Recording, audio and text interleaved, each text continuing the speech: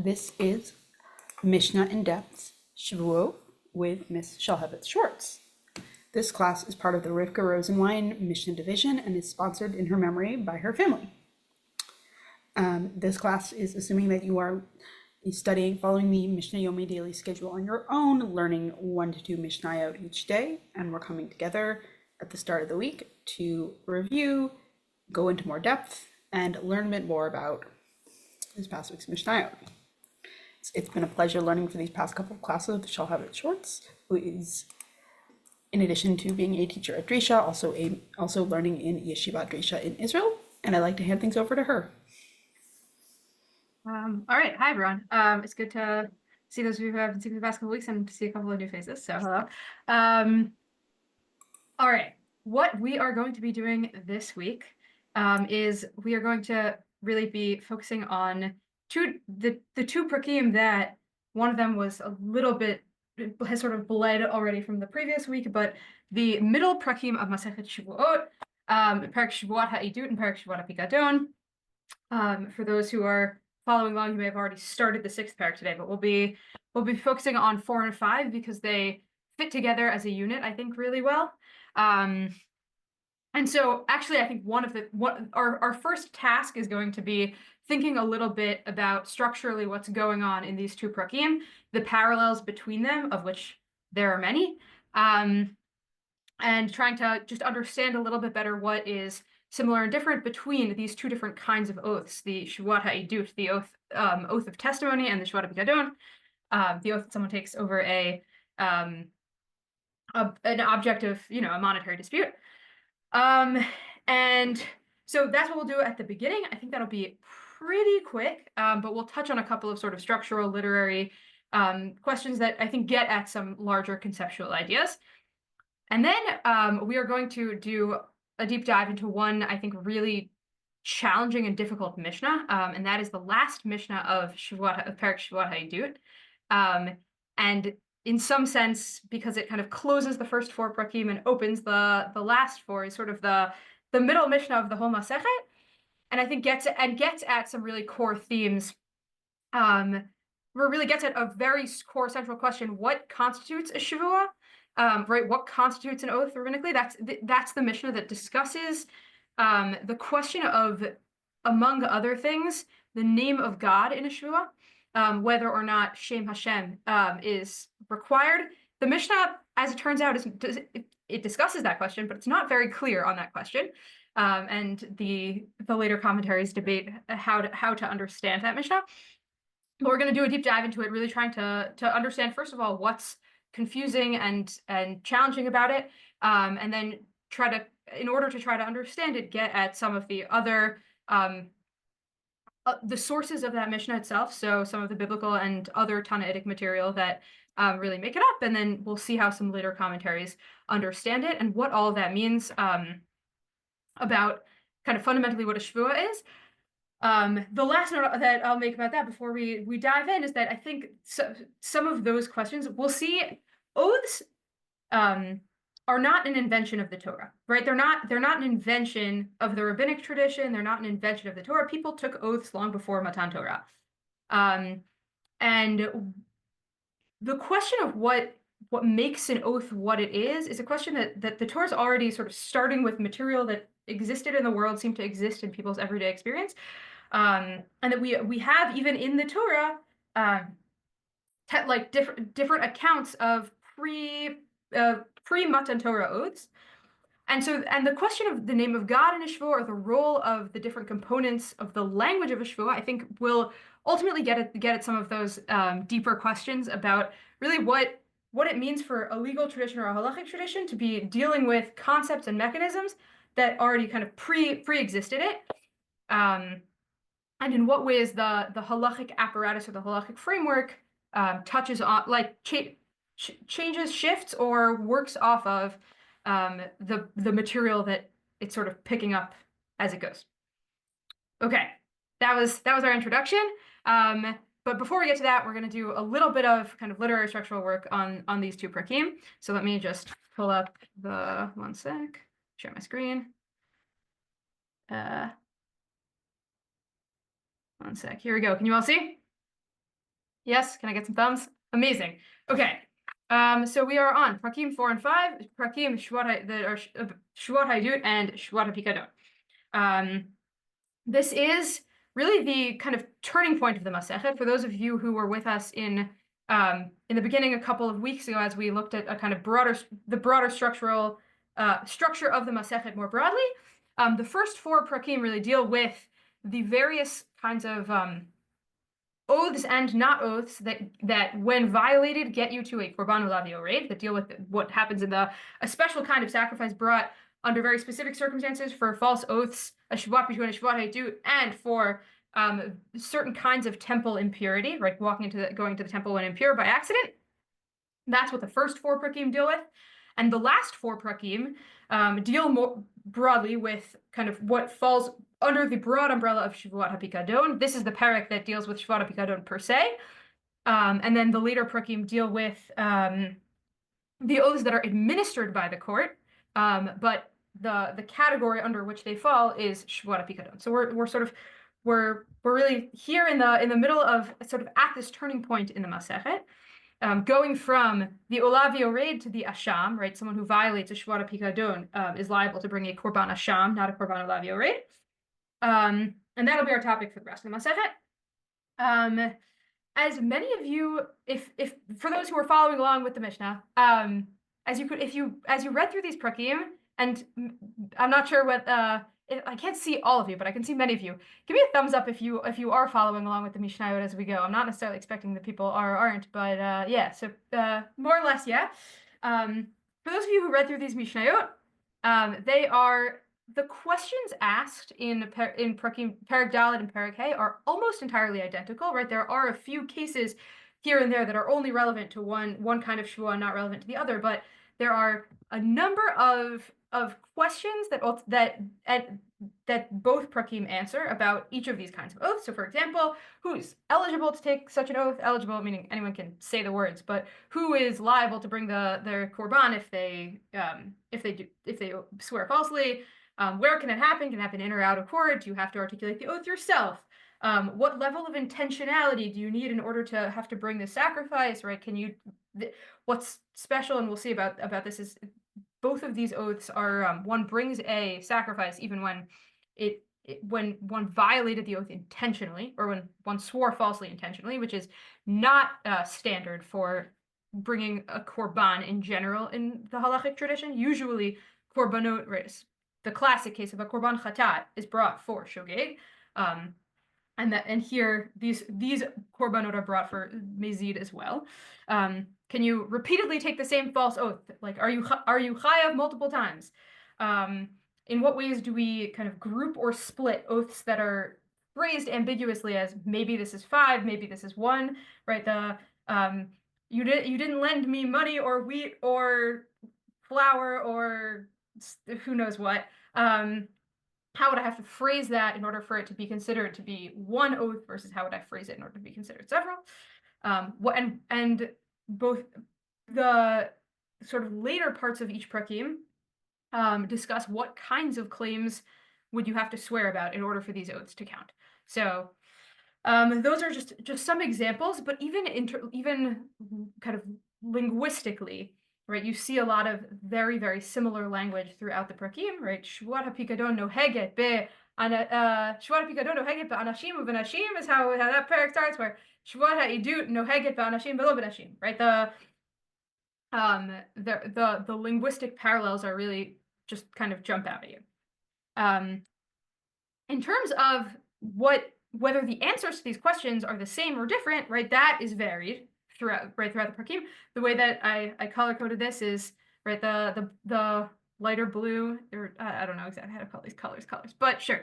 One color here is that is the set of things for which the deen is exactly the same, right? No matter what kind of Shevuah. My caveat is this is according to Chachamim. Rabbi Meir has his own slightly different take about whether it can happen in or out of court, and whatever, we'll put that aside for now. But more or less, the question of at the bottom, how I articulate how I split or group oaths, whether I'm saying one thing or saying 5 things, right? That's the same across the board for Shevuot HaEdut and Shevuot HaPikadon. For both of them, I have to bring a korban even if I do it intentionally. And according to Chachamim at least, whether or not I'm mushba mipi acherim or mushba mipi or nishba mipi atzmo, right? Whether I take the oath myself or I'm responding to someone else. There's no English word for this, but in Hebrew it would be lahashbia. Someone would lahashbia you, would like beswear you, but there isn't really administer an oath is the way that it typically gets translated. But someone who prompts your oath and you assent to it, so that can also count as an oath. Whereas for the others, there are differences, right? For Shevuot HaEdut, so here's sort of how it plays out. For Shevuot HaEdut, only eligible witnesses, meaning someone who is not a relative of the party of the plaintiff, or a woman, or for any other reason, not a valid or eligible witness, their Shevuot HaEdut doesn't count. Shevuot HaPikadon, anyone can take. Shevuot HaEdut can happen in court. Shevuot HaPikadon can happen anywhere. For Shevuot HaEdut, you can only do it. You can only mess up once, really. If you do it more than once, if the first one counted, aka you did it in Beit Din, then more than that, any further repetitions of that oath don't count. Whereas for Shevuot HaPikadon, that's not true. I can deny that I owe you money 1,000,000 times, and I would be chayav 1,000,000 korbanot. And the kinds of claims that you have to swear about. So in both cases, there's a specific set of things that do count and a specific set of things that don't. Shevuot HaEdut, it's all monetary, right? It has to be a monetary claim. So the counter examples that the Mishnah brings are, right, if someone wants me to come and bring an oath that they're a Kohen, I need to testify to his yichus, and I know that he's a Kohen, but I refuse to come and testify, and then I take a Shevuot HaEdut that I don't have anything to say. Not chayav for Shevuot HaEdut, whereas, right, only the kind of claim that is monetary, but that monetary cases can be understood very broadly. They can include what in the tradition of, in the rabbinic tradition, is known as mamon or knas. This is just for people, a useful just tidbit to know about in general. In the halachic tradition, monetary obligations are typically split into 2 broad categories. One being restitution, which mamon is probably best translated as restitution, and the other are knas, which are fines. So the kind of most classic example is for those who learned Bava Kama, if I'm a ganav, so I steal in a way that is it's not armed robbery, but I sneak into your house and steal from you. And then according to halacha, I have to pay, if I get caught, I have to pay kefel, so I have to pay back double. So the first 100% of that payback is mamon, right? Is that's the amount that I'm restoring to the injured party, and the part beyond that is considered the knas. Most payment, right? There are certain payments where it's a question whether it's mamon or knas, but that's basically the breakdown. So Shevuot HaEdut can count for knasot, all monetary claims, including knasot. Shevuot HaPikadon is only a valid Shevuah when it comes to mamon, restitutional monetary claims.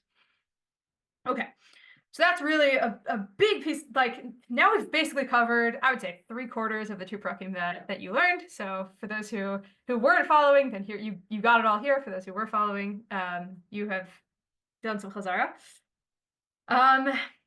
But so the way it looks here is like, okay, in a couple of the categories, things are the same. In a bunch of the categories, that things are different.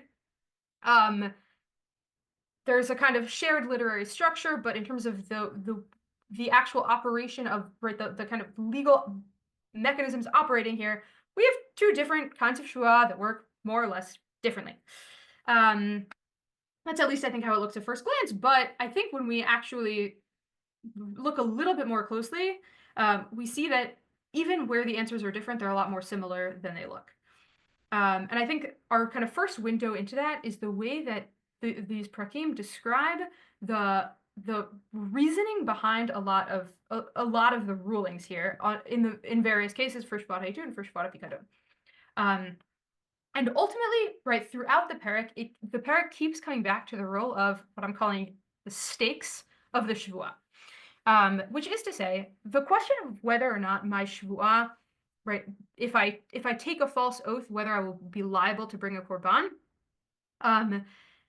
depends almost entirely in almost all of these cases on the question of whether or not my Shevuah matters, whether or not my Shevuah, like my testimony or my denial in the case of Shevuot HaPikadon, makes a difference in court. Does that make sense? Yeah. Which is to say, if my testimony wouldn't make a difference anyway, then if it's false, sure, I shouldn't have taken that false oath. I might be chayav actually from mishum Shevuot shav, which we talked about last week. But it's not going to fall under one of these categories of Shevuot HaEdut or Shevuot HaPikadon. Shevuot HaEdut and Shevuot HaPikadon are fundamentally Shevuot that have stakes. In a lot of ways, it's actually similar to some of the stuff, for those who were here last week, we discussed with Shevuot Bitui, right? On some level, that's the difference, right? A Shevuot Bitui has to be possible in order for it to render you chayav a korban olav yored. Otherwise, it's a Shevuot shav. So there's a sort of similar mechanism operating here, except here that kind of the ability to matter isn't just personal, it's public, right? Will my testimony, not testimony, will my oath make a difference in court? So here are some examples.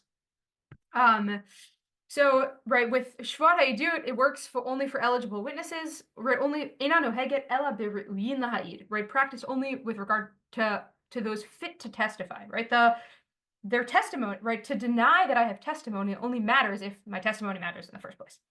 That's one example. Right, here's this is referring actually to one specific question that doesn't get asked with Shevuot HaPikadon, but to the case of there are two different kitei edim, so two different groups of witnesses, and each of them deny that they have anything to say. So the question is, are each of them liable, or maybe the first one's liable, the second one's not? The answer is shtehen chayavot, they're both liable. Why? Mipnei shehaedut yichola yitkayem b'shtehem. Because the testimony itself could have been upheld with either of them, meaning either pair of witnesses was enough for the testimony to go through, as opposed to a case where you've got two witnesses, one of them denies that he has anything to say, then we're left, so he is chayav to bring this korban. Then you have the second witness also denies it afterwards that he has anything to say. He also takes an oath, but he's not liable. Why? Because once he was the only one left, his edut didn't matter anymore. Edut doesn't go through, right? Testimony is not valid al pi ed echad, you need two. So once the second guy's testimony doesn't matter anymore, his Shevuah also doesn't matter.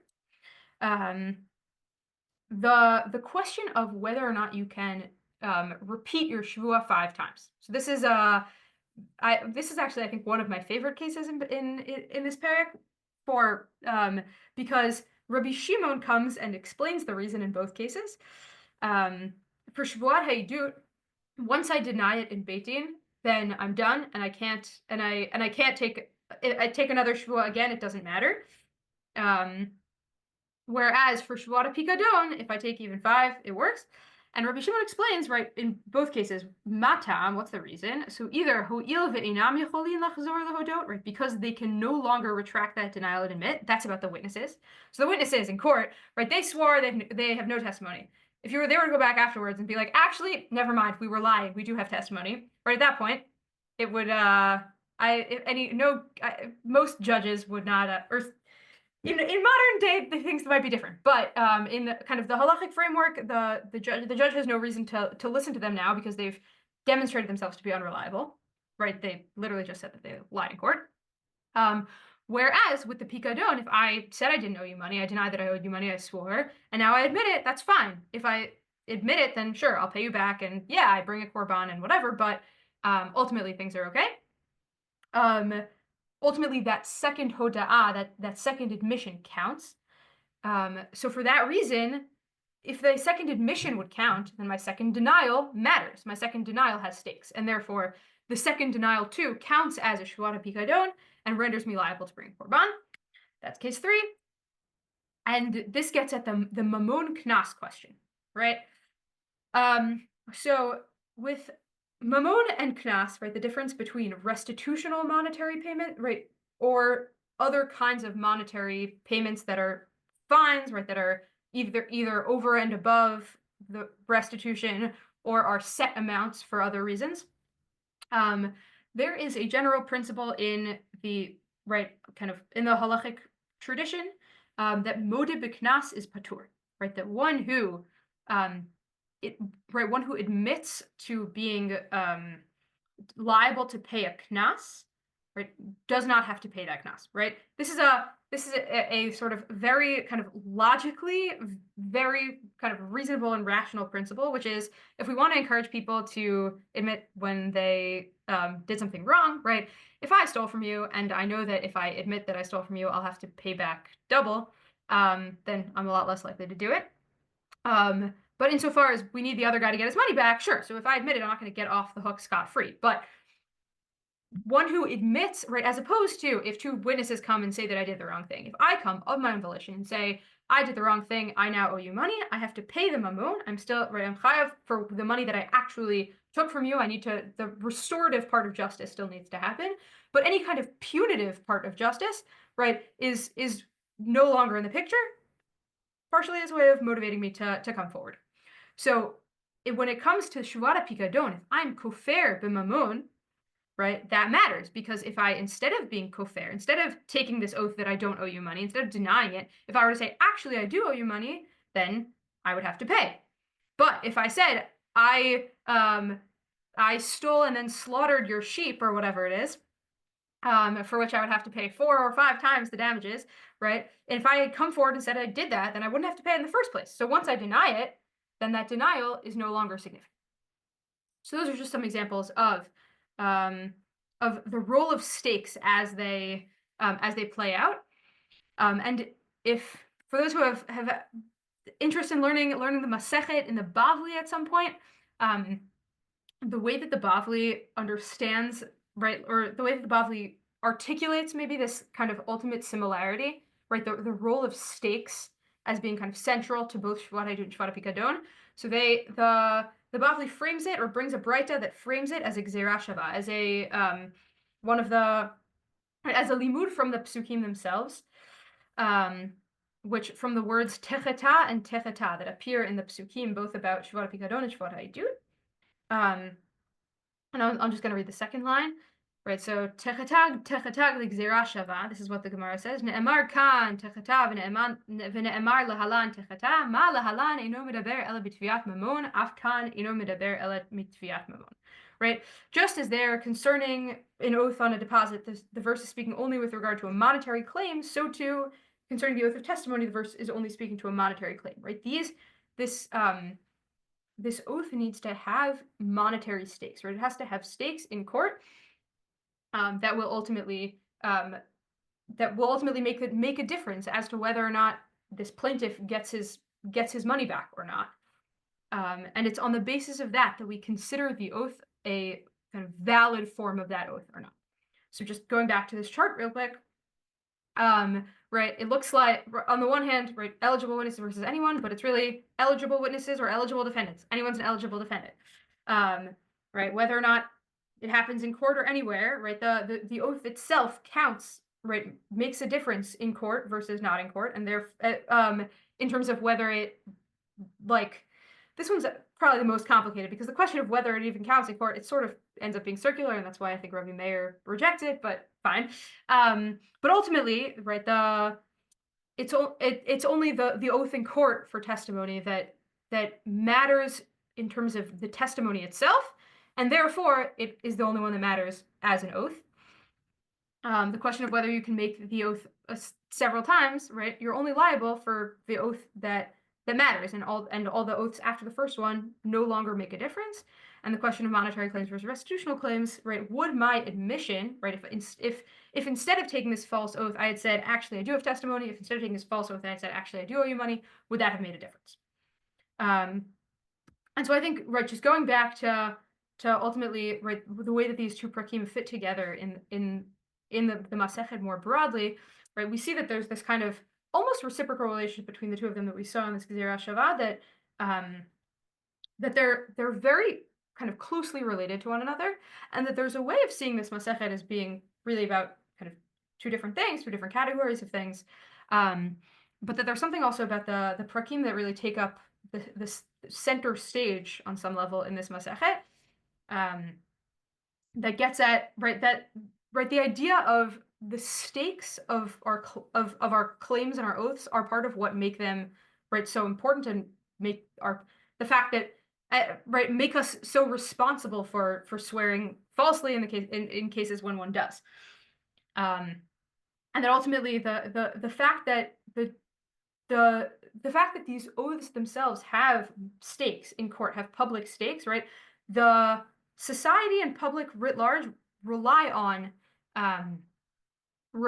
oaths on some level in order to function, right? We need to trust that when people say that they don't have testimony or do have testimony, that we can believe them when people say that they do or don't owe money.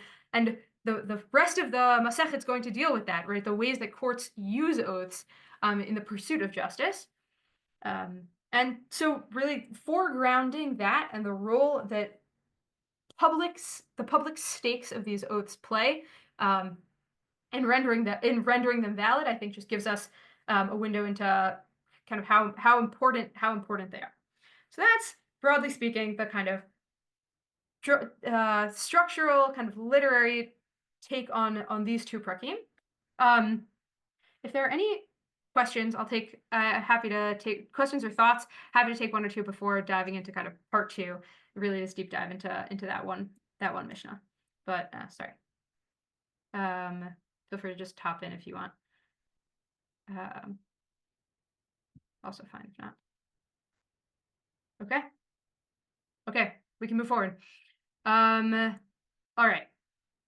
So I want to just I think we're going to start by just reading this Mishnah, then trying to understand what's so tricky and challenging about it, or maybe confusing about it, and then see if we can kind of find our way in and around what's going on here. This is the Shevuot. This is the last Mishnah of Perek Shevuot HaEdut, and it asks well, it's not really clear necessarily what questions it's asking. It gives us a lot of pieces of information about many things, including the name of God and its role in a Shevuah. I would love it if someone wanted to volunteer to read. Hebrew or English, either are fine. No one. I can do it. I can do it. Amazing. Thank you. If you want to. I'll do it in English. I administer an oath to you. I command you. I bind you. These witnesses are liable. In the name of heaven and the name of earth, these witnesses are exempt.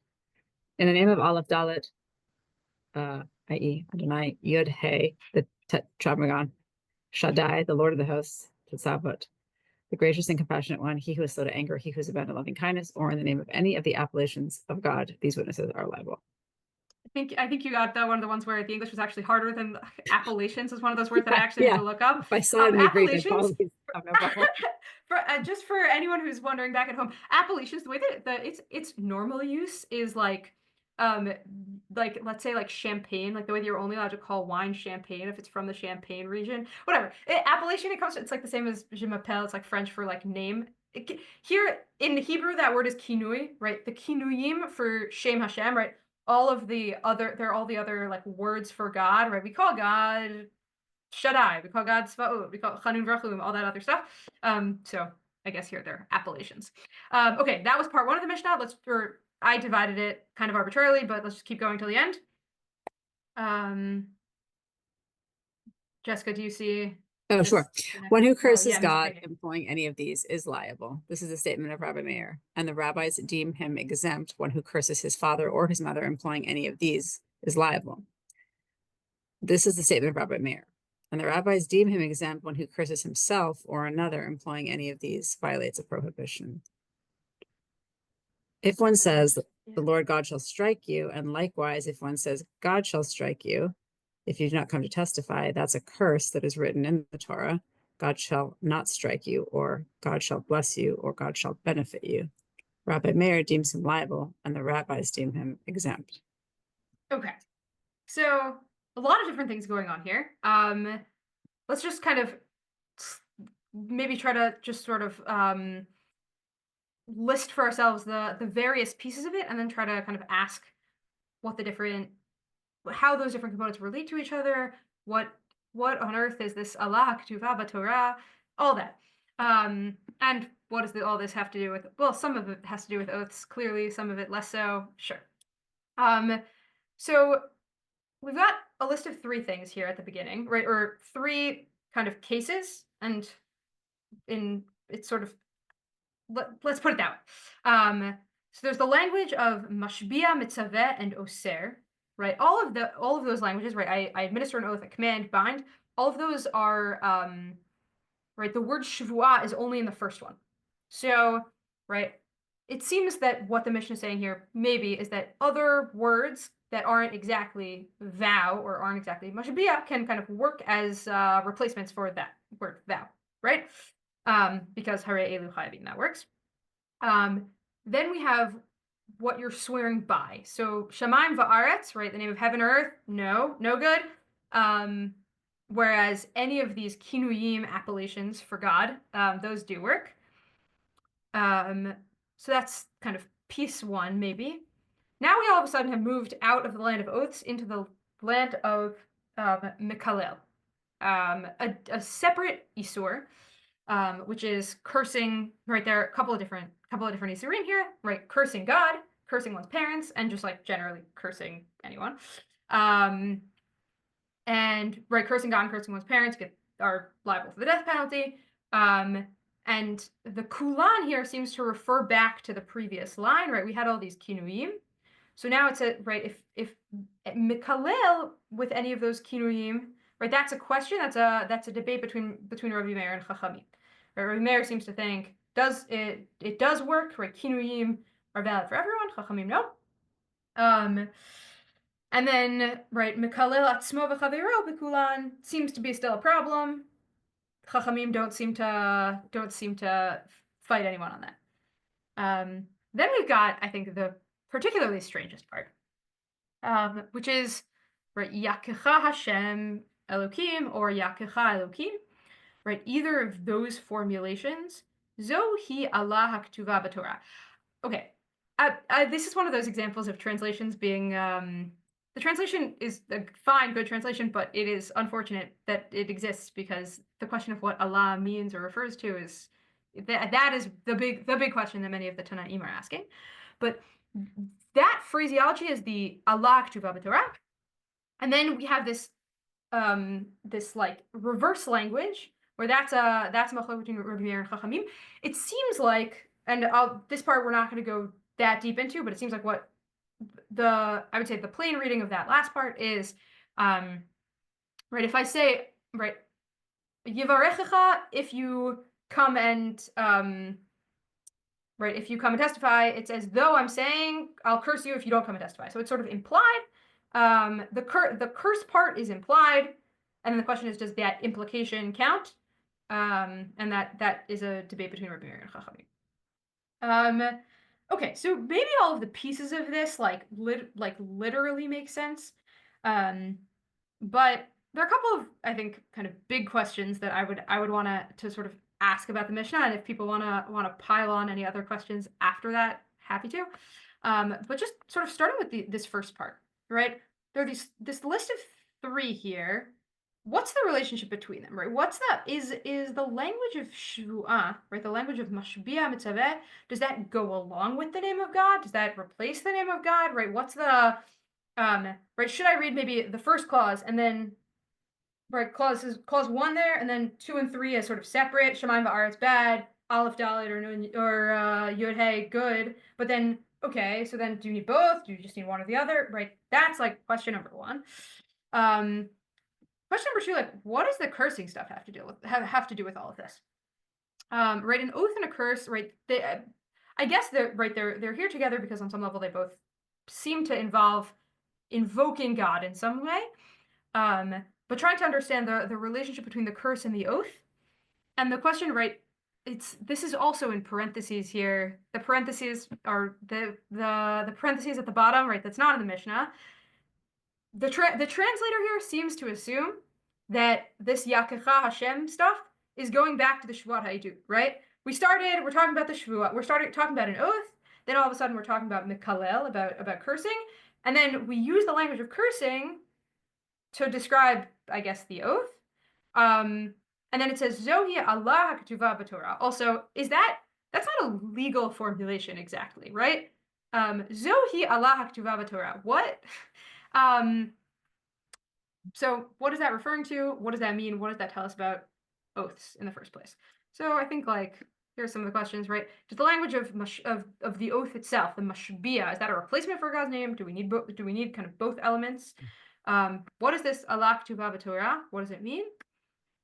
What do curses have to do with oaths more broadly?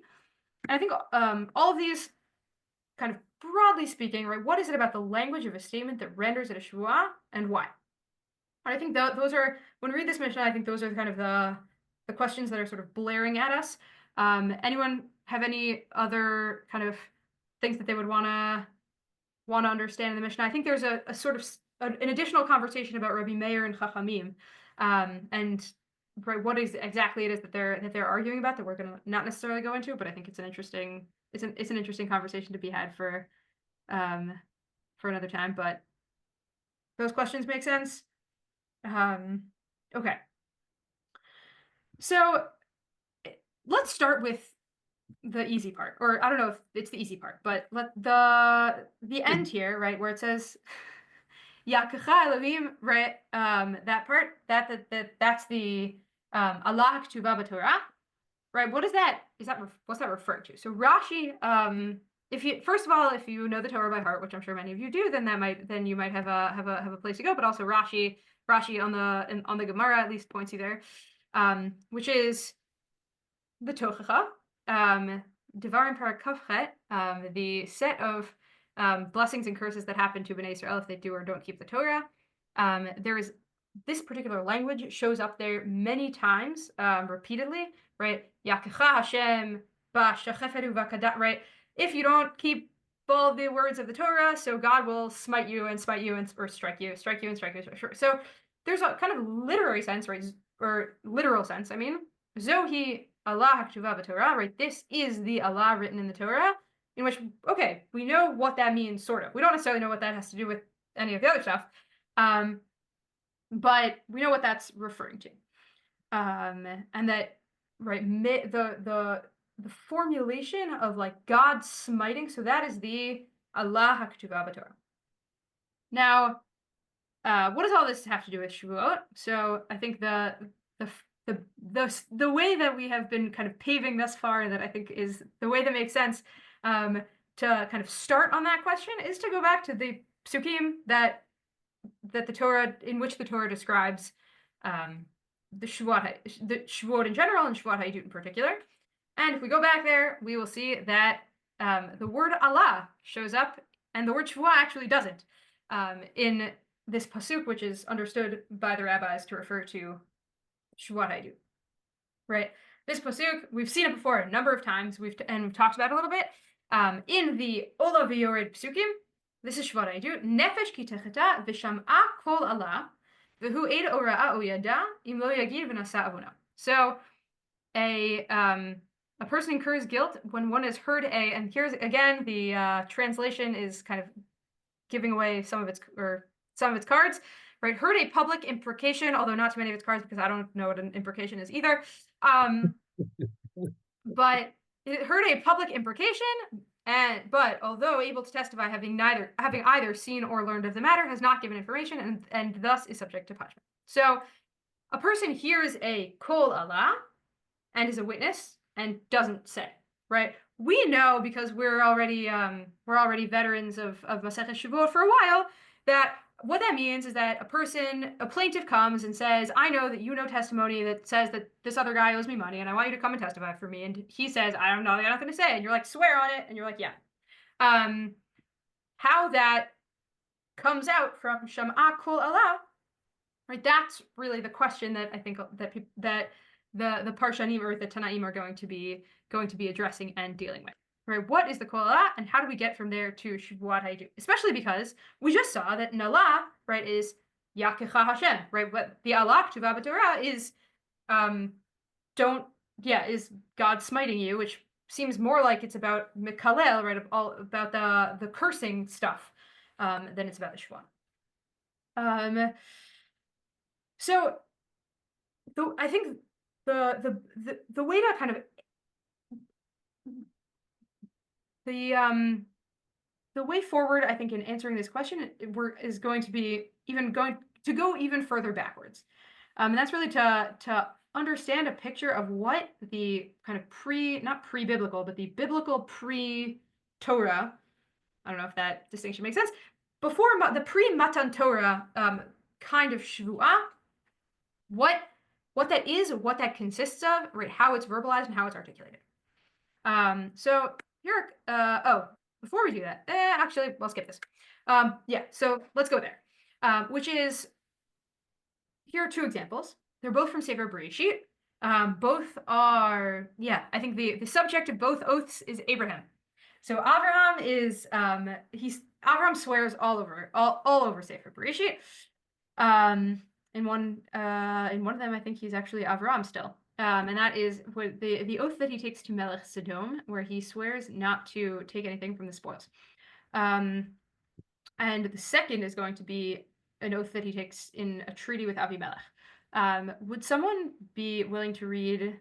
Let's start with the first one. And it would be great if someone was down to read the Hebrew, just because, again, it's another example where the translation already makes a move.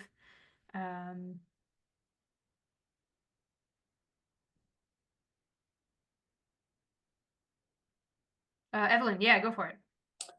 Vayomer Abram el Melech Sodom, Harimota Yadai el Hashem, el Elyon Koneh Shamayim va'aretz. Im michut va'atzroch nal v'imekach mikol asher lach, v'lo tamar ani ha'esharti et Avram. Okay, so and actually, would you be able to read the English as well? That'd be great. But Abraham said to the king of Sodom, I swear to the Lord, God Most High, creator of heaven and earth, I will not take so much as a thread or a sandal strap of what is yours. You shall not say, it is I who made Abram rich. Okay, amazing. So there are three kind of components here that I underlined, right? One is harimoti yadi, right? I raise my hand, which is actually seems to be a kind of metaphor for the word to swear, right? People raise your right hand. We still do it. One is Shem Hashem, and the other is the word im. Which of those words is translated not literally? This is the maybe perhaps obvious one. The word im, right? The word im here is translated as I will not, right? Im, as any speaker of modern Hebrew knows, im means if. It doesn't mean I won't. So literally, right, on a kind of most basic literal level, he's raising his hand or saying, swearing to God that if I take any of this property, if then what? Okay. And just the second example, Evelyn, would you be willing to read the second one as well? Sure. Vayhi ba'et hahi vayomer Avimelech u'picho sar tzva'o el Avraham lemor. Elohim imcha b'chol asher ata oseh. V'ata hishav'a li b'Elokim hena im tishkor li ulenini ulenechti. Kachesed asher asiti imach taseh imadi v'im ha'aretz asher garta ba. You want the English? The English as well? Yeah, amazing. At that time, Avimelech and Pichol, chief of his troops, said to Abraham, God is with you in everything that you do. Therefore, swear to me here by God that you will not deal falsely with me or with my kith and kin, but will deal with me and with the land in which you have sojourned as loyally as I have dealt with you. Amazing. Thank you so much.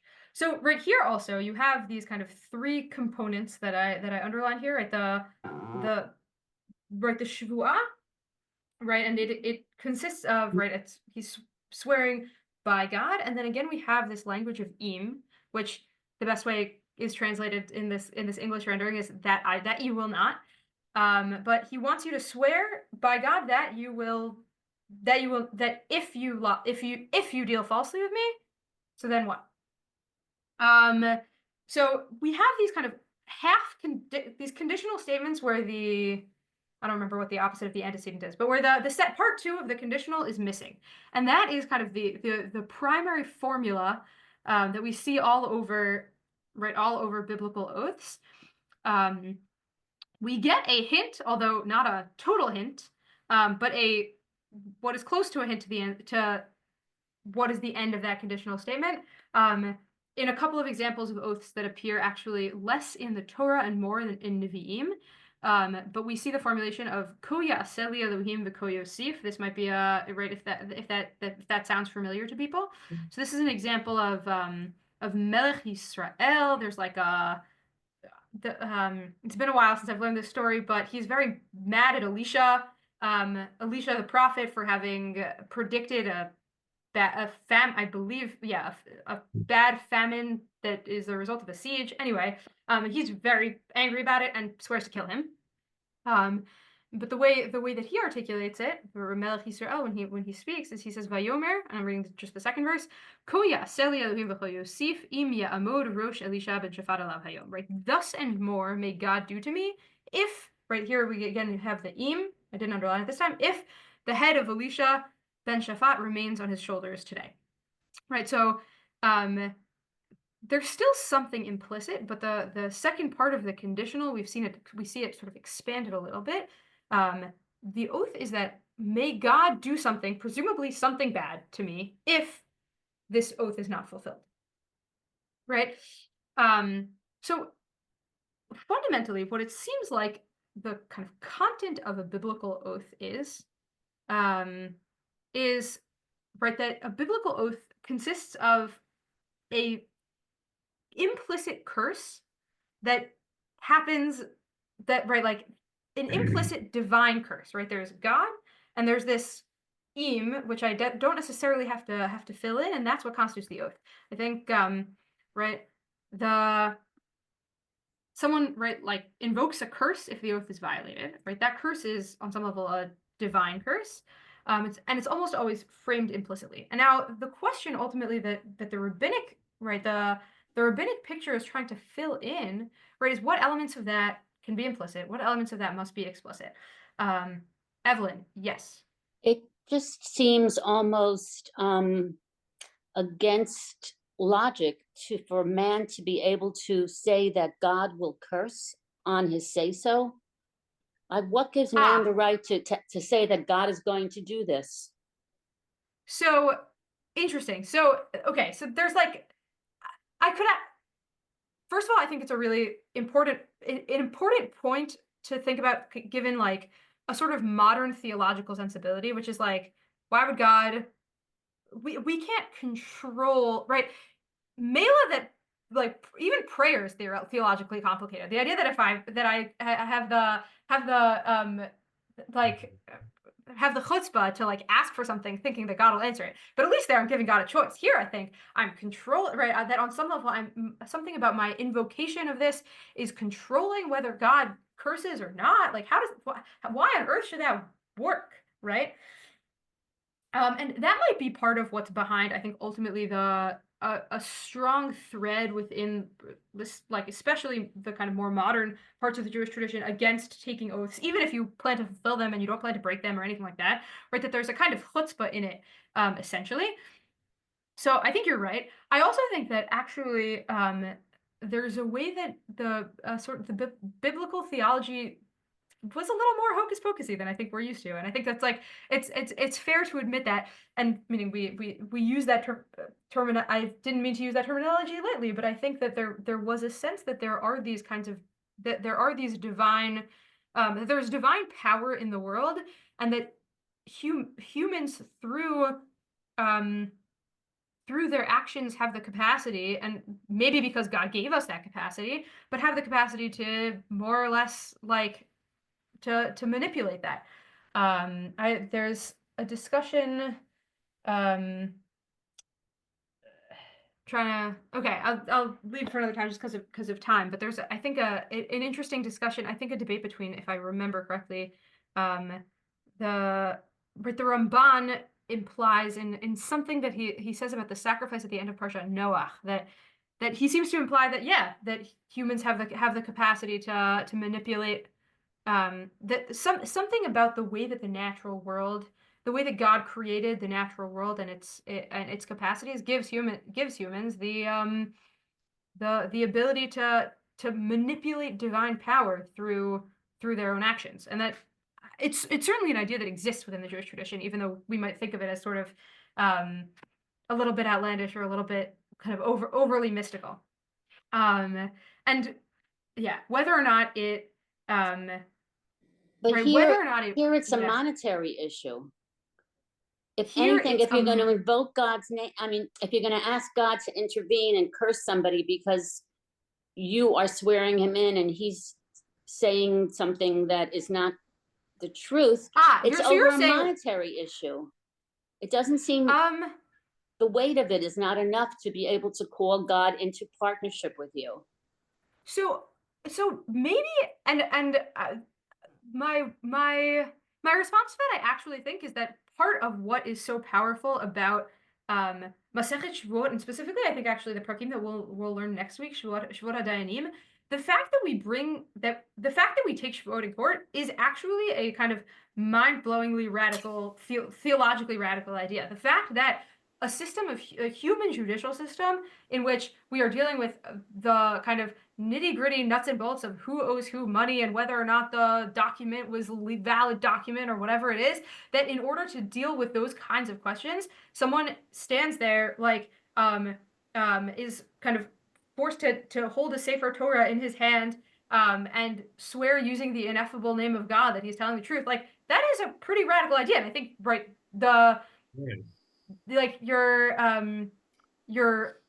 shock at that is maybe in just a kind of furthering, like further evidence of just how radical that idea is. So in that sense, I think you're right, but I'm actually not sure that the Torah's vision, that I think in some ways you're pointing at what the vision, at least in the rabbinic tradition, actually is, that yeah, God cares about these specific legal monetary claims.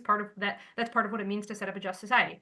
Okay, I know that people have other things to say, and it's fascinating and interesting, and I just want to make sure we finish on time, so I'm going to move on.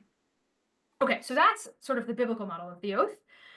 And now we end up with right, these are sort of the components, right? The klala, right? This curse plus Shem Hashem end up kind of making, right? Those are the components of a shvuah. You could also, and if you want to be less radical, Evelyn, I think you could also say, right, like, God doesn't necessarily have to listen to you. That just because that was the way that people were formulating their oaths, and that was the power that they sort of were invoking in a pre-Torah society, right? Now all God is saying is like, okay, if you are trying to do that, I'm not necessarily going to curse or whatever based on what you say, but you still have to adhere to your invocation of my name, and if you don't, you have to bring a korban as punishment. Okay, so that's the biblical picture. And now I just want to open up the Tosefta on the sentence of Vishama Kol Allah about Shevuot HaEdut. And it's a little weird, and almost, I would say almost as weird as the Mishnah, and then hopefully it'll give us a little bit of a window into what the Mishnah is doing and the different elements that the Mishnah is incorporating. So we have the word Kol and the word Allah. And there's going to, right, while in the Mishnah we didn't see a machloket Tanaim, we didn't see different opinions in the Tanaim. The Midrash halacha on this pasuk, which is brought down verbatim in the Tosefta, shows us that there's a debate among Tanaim about how to interpret each of those words. Okay. So I'm just gonna read it for time. Right, Kol Allah. What is this Kol Allah? So Rabbi Yehuda Omer Allah zu klala, Kol zu shvuah. Right, that Rabbi Yehuda says an Allah is a curse, and a Kol, that refers to an oath. Rabbi Shimon Omer Allah zo shvuah, Kol elu kinunim shabatorah. Right, these are the appellations, the nicknames, God's nicknames in the Torah. So they each have different ways of understanding the referent of each of those words, right? One says the Allah is the curse, and the kol is the Shevuah. Rabbi Shimon says the Allah is the Shevuah, and the kol are the kinuyim. Right, and then we get this other piece that it's not totally clear the way it's written, whether this is a continuation specifically of Rabbi Shimon or whether this is a broader statement. But osarchemani, I bind you, kavalchemani. It in the Bavli, which brings this, it's spelled with a kaf for any. So right, kovalchem, right? It's understood there to mean like enchain you, like kuvalim are chains, and I think that's probably here. It's not quite clear what it would mean with a kuf, so it seems like that's probably true. Betamim, betzadiku ve'yashar, right? Again, one of those kinuyim for God, so the pure one, the righteous one, the upright one. Harezu chaya. Right, so right, we already see here, right, that in the right of these components, right, the components are starting to sort of shake out a little bit differently, right, of the klala, of the shame, and of the shvuah, right. So Rabbi Yehuda has some emphasis on the klala, right? Rabbi Shimon has some emphasis on the shame, but both seem to think that one component of this kol Allah is shvuah.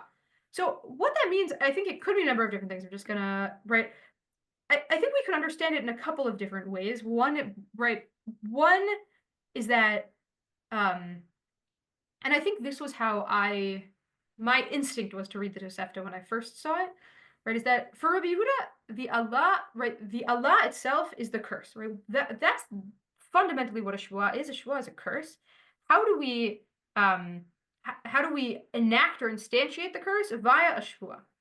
Rabbi Shimon is saying something a little bit different. He's saying, no. The Allah, right, the thing but the Allah in and of itself is the Shevuah. How do we set it in motion? Via one of these names of God. In some ways, Evelyn, I actually think that there might be something in what you're saying might be part of what is driving this machloket between Rabbi Yehuda and Rabbi Shimon. I'm not sure, but right, Rabbi Yehuda is saying, yeah, you through the Shevuah, you enact or invoke a curse, a divine curse. And Rabbi Shimon is saying, no, maybe we should chill a little bit, right? What you're trying to do is you're trying to take an oath, you're trying to bind yourself in some way, and the way that you would do that is by invoking God's name, as giving some sort of finality to what you're saying. So right, of these components, right, we sort of see the picture playing out like this. So with that, I just want to I want to take us back to the Mishnah and see sort of how these different components, and this is, I took out the English here because I just want to fit all of the entire Mishnah on one screen, and see how the different components of what we saw are kind of coming together in the Mishnah, which doesn't necessarily give us clarity about exactly how to fit the pieces together, but we see that those pieces are kind of emerging out of a picture of this biblical oath. I don't think we're going to have time to see two different visions, but of interpreting the Mishnah, but I'll summarize them very briefly. So, right, we have at the end, right, the Yakecha Shem Yakecha Elohim, right, that's the Allah Ketuvah B'Torah. On some level, that's incorporating something of Rabbi Yehuda, right? What did Rabbi Yehuda say there? He said that right, that the Allah, what is the Allah really? The Allah really is the klala, right? And so fundamentally, right, the nature, the kind of fundamental element of the Shevuah is this curse, right? And that's the Yakecha Hashem, right? Really what we're doing when we're taking an oath is we're saying, God should curse you if you violate it. On the other hand, right, there's a piece of this that's also, right, the Rabbi Shimon piece, the kinuyim, right, that the way that we do that isn't necessarily by actually saying Yakecha. It seems like that's not necessarily, right, and not a necessary component. Maybe part of how we can do that, right, is just by bringing in the name of God itself, and maybe that is kind of, is in and of itself, right, render something a Shevuah, and not only the Tetragrammaton, not only Yod Kei Vav Kei, but also any of the kinuyim. But one of the things that I think Rebbe's doing here, that Rabbi Yehuda Nasi is doing here, that is interesting, right, is that, right, what we saw before, the equation picture from a little while back that I don't think I have it in me to press back enough and to find, right, that the components of an oath are this klala and Shem Hashem. One of the things that I think Rebbe's maybe picking up on from the Tosefta is that actually, no, the language of the Shevuah itself, right, the language of the Shevuot, itself, is already, it is in and of itself a kind of component of the formula. The thou part is now a part of the formula. What'd you say? It sounded like someone said something, but maybe not. Okay. That saying mashbiya mitzaveh, saying ani nishba, whatever it is, right? That can either take the place of, or right, can maybe even take the place of, because that's going to be a question among the Rishonim, maybe even take the place of this language of invoking God's name or of invoking this curse. And ultimately, we're not going to see them inside, but actually becomes, right, it becomes a machloket between the Rambam and the Ran in terms of the question of how to read this Mishnah, right? Which pieces of this are mandatory, which pieces of these are optional. The Rambam reads it as the way that I think someone who kind of on a basic level thinking about oaths, right? Obviously, you need Shem Hashem. Obviously, you need to say God's name in an oath, according to the Rambam, in order for you to be chayav this korban, right? Like that's where the Rambam lands. But right, you also need this additional component, which is the curse / oath, right? He says, if I say, right, in the name of God, may God smite you if whatever, right? That's valid oath. Break it, chayav korban, right? If instead of using the language of this curse, I use the language of a Shevuah, right? The language of the oath or the vow takes the place of the language of the curse, which is to say, right, a vow ultimately, according to the Rambam, is a curse. So I can say vow instead of curse, and like that is fine. I'm doing the same thing. And the mechanism through which that takes effect, right, through which the vow takes effect, is the name of God. That's the Rambam's picture. The Ran's picture, right, another Talmud commentator from the medieval Spain, is slightly different. He thinks that if you use the language of mashbiya or Shevuah, then you no longer need Shem Hashem, you no longer need to refer explicitly to the curse at all, right? And you don't even need the name of God, you don't even need a kinui. He says that no, the word mashbiya, or the word of vow itself, ultimately functions as a referent for, right, when I say I'm swearing, what that means is I'm borrowing the mechanism, this kind of biblical oath mechanism, right? And because I'm saying that through the word mashbiya or through the word nishba, Shevuah, right, that can replace the biblical oath mechanism itself. So while, here, I'll just sort of skip to here, yeah? While for the Rambam, right, God's name becomes the mechanism through which this kind of curse / oath itself comes into force, right? The Ran, right, thinks that we can effect an oath by kind of referring to this biblical paradigm or biblical idea of a divine curse. And I think ultimately, right, if we take like an extra step back, I think the Rambam's picture, right, is one in which we really are